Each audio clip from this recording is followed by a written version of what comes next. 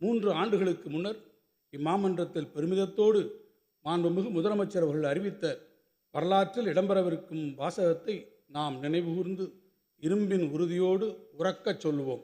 இந்திய துணைக்கண்டத்தின் வரலாறு இனி தமிழ் நிலப்பரப்பிலிருந்துதான் தொடங்கி எழுதப்பட வேண்டும்.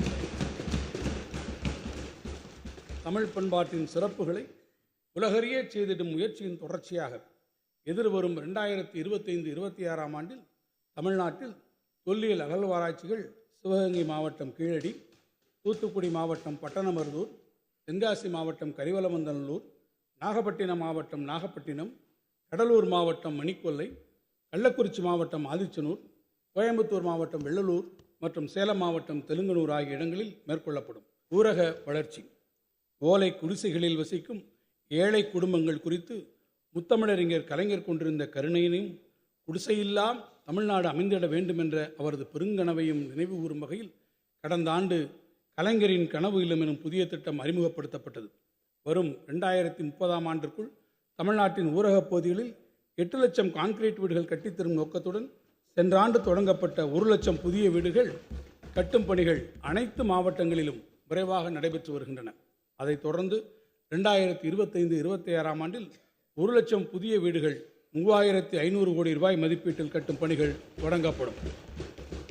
சென்னை மாநகரத்தில் வாகன போக்குவரத்து பன்மடங்காக அதிகரித்துள்ளதால் ஏற்படும் கடும் போக்குவரத்து நெரிசலை தவிர்ப்பதற்காக பல திட்டங்கள் நிறைவேற்றப்பட்டு வருகின்றன.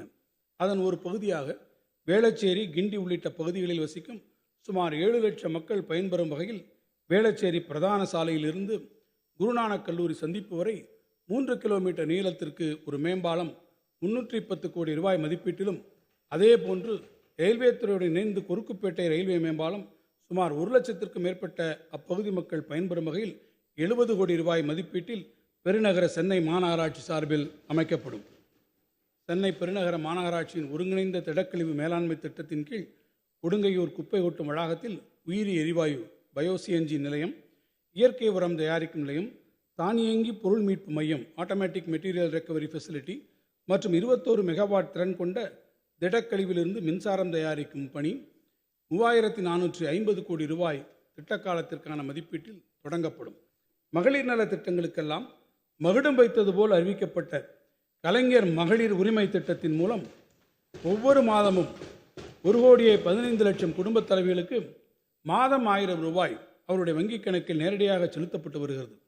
இத்திட்டத்தினால் பயன்பெறும் இல்லத்தரசிகளுக்கு மாதந்தோறும் 1000 ரூபாய் என்பது அவருடைய அன்றாட வாழ்க்கைக்கு பேருதவியாக இருப்பது மட்டுமின்றி அவர்கள் கணிசமாக சேமிக்கவும் வழிவகுக்கிறது. இதுவரை மகளிர் உரிமை தொகை பெற்றிடாத தகுதி வாய்ந்த இல்லத்தரசிகள் இத்திட்டத்தின் கீழ் விண்ணப்பித்திட உரிய வாய்ப்புகள் விரைவில் வழங்கப்படும்.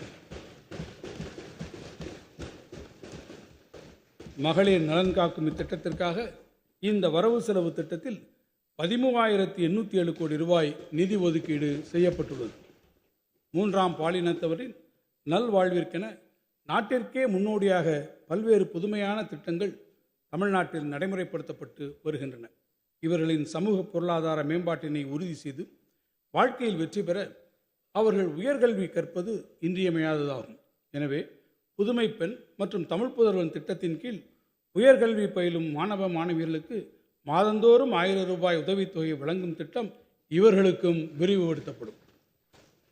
3ஆம் பாலினத்தவர்களுக்கு உரிய விழிப்புணர்வினையும் வேலைவாய்ப்புகளில் சம வாய்ப்பையும் வழங்குவதன் மூலமே அவர்களுடைய கண்ணியமான வாழ்வினை உறுதி செய்த முடியும் என்று இந்த அரசு உறுதியாக நம்புகிறது. மூத்த குடிமக்கள் நலன். முதுமை மானுட வாழ்வின் தவிர்க்க இயலாத கட்டமாகும்.